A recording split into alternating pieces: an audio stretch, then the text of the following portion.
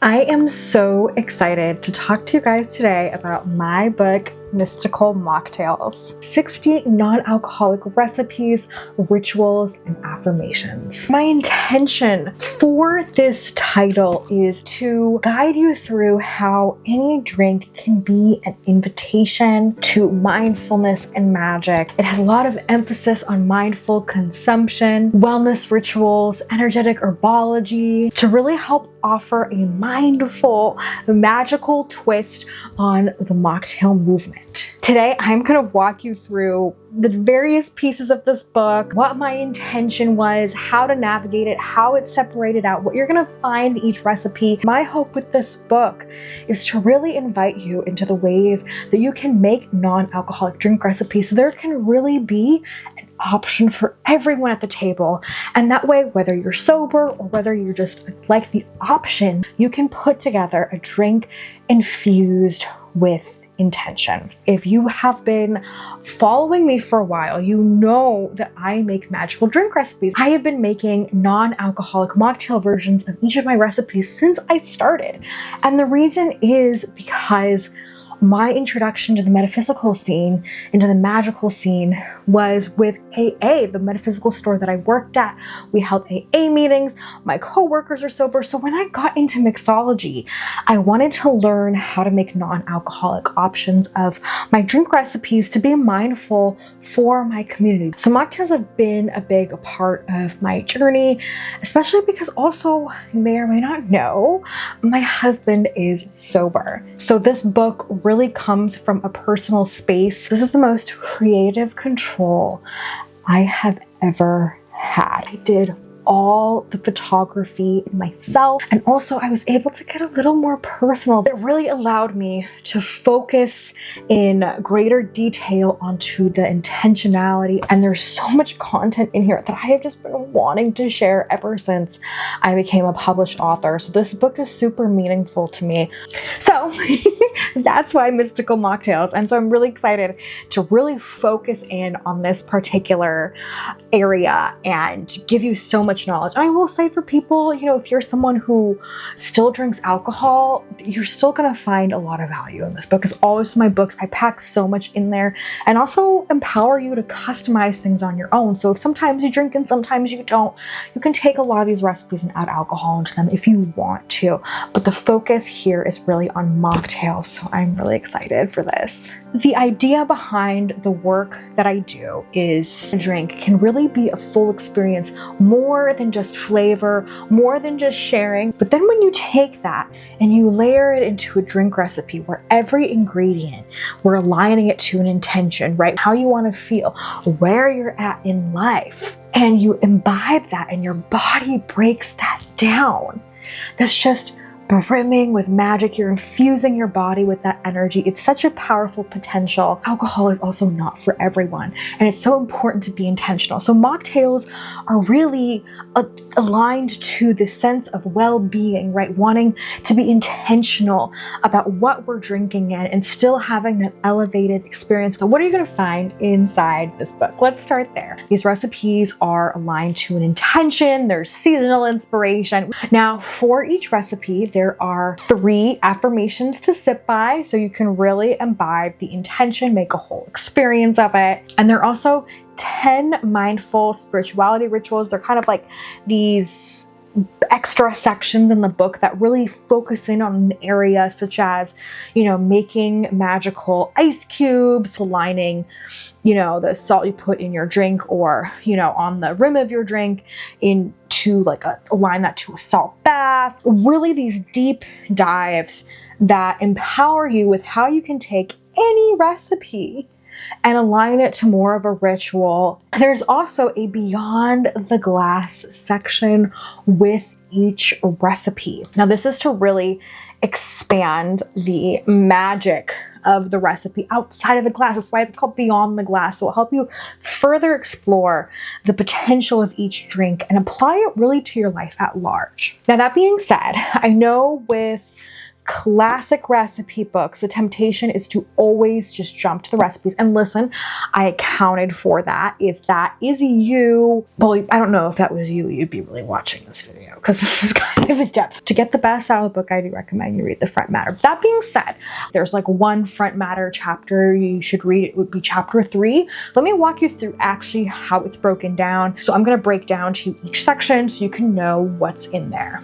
The book is divided into 2 parts. Part 1 grounds the mixology and magical knowledge. So part 1's that, and then part 2 is where we actually have the recipes.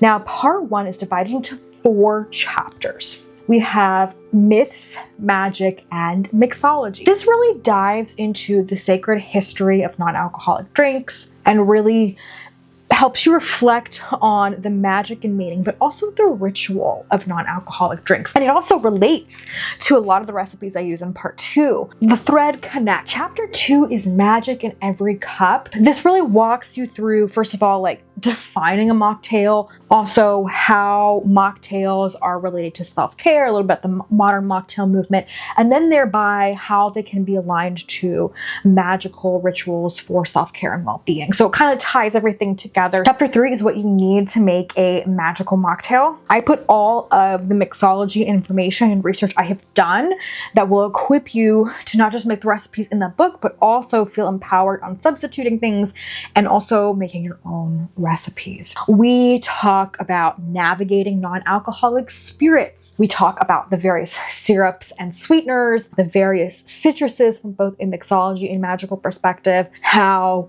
even the simple act of squeezing your citrus can become a magical ritual. There's so many powerful tidbits in here. Then the 4th chapter is fabulous. It was called Mixing Mocktail Magic, and it really just breaks down the ritual process of making a drink. So it's not only like, hey, how do I shake? But it actually like walks you through how shaking is a ritual, how muddling is a ritual. And that way, again, even if you're making a classic, drink, how you can ritualize that process, make it a mindfulness practice. Now, part 2 is where we get into the recipes. Really, I wanted to organize it by intention as it relates to the phases of life that we're in, how we want to feel. Thinking based off that intention, I divided it into 5 sections. We have renewal, which is kind of thinking of the beginning of a journey. So recipes for purification, protection, and new beginnings. And then we have recipes for connection, right? Because part of mocktails is having an option for everyone, and that may be sharing a drink with others, whether it be parties, an intimate gathering, a date night, or hey, even like if you just want to connect to a general sense of universal love.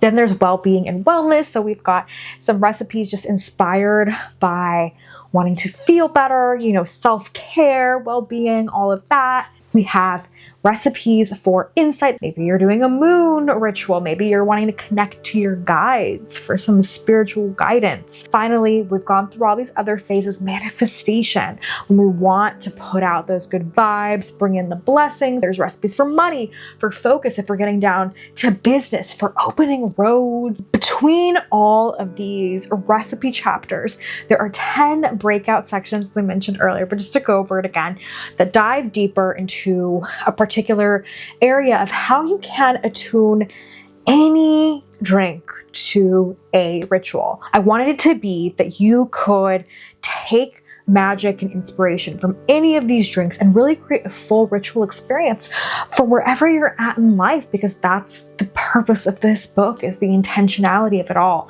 for well-being, for self-care, for mindfulness.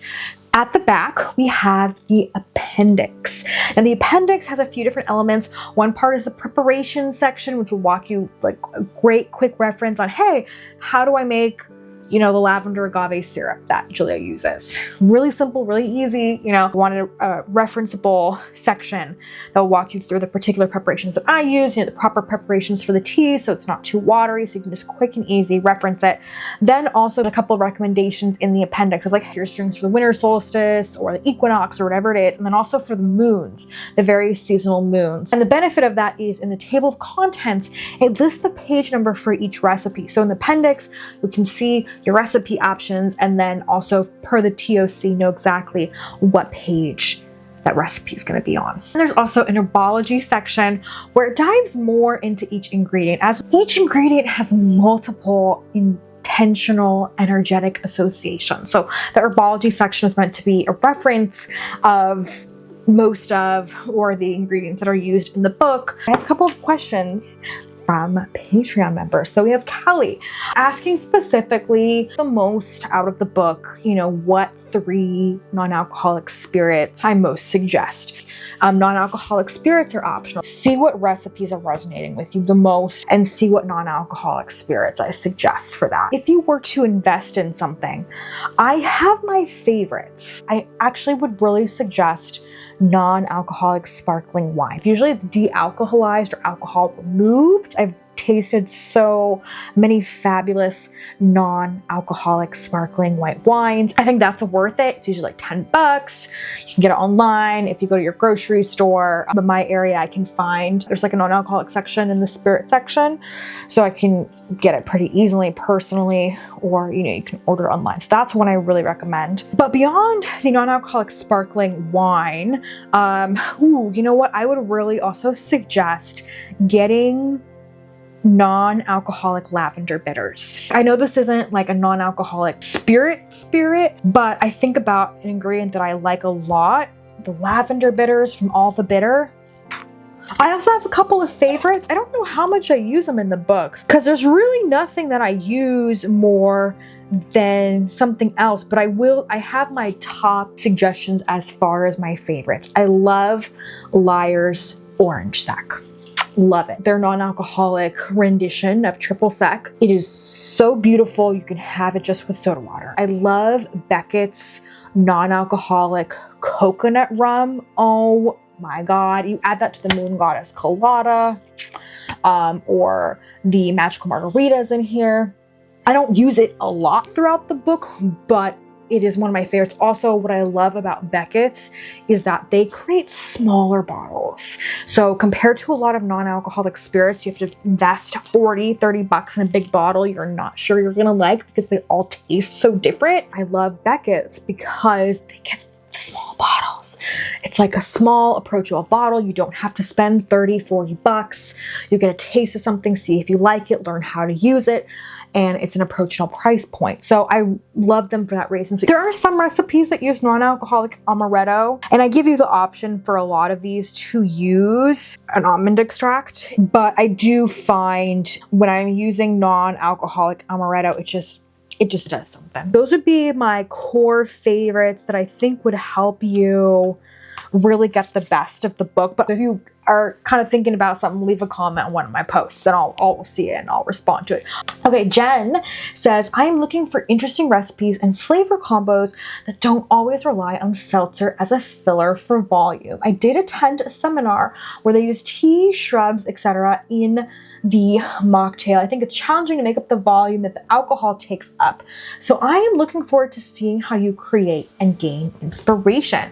So after that, a great, comment / question, Jen. I love it. My goal was really to not rely on any single modality in the book. And I wanted to include a wide variety that you could feel inspired and see the different ways. So there are some that use soda or tonic, but there's also, tea concentrates, some that rely on the syrup and citrus juices. Coconut water was a fun one to really work with, and coconut milk, various juices like apple, and then using added components like vinegar for balance. There's some drinks that use, avocado or yogurt, just a wide variety of ways of mixing with flavor combos to recreate that drinking experience.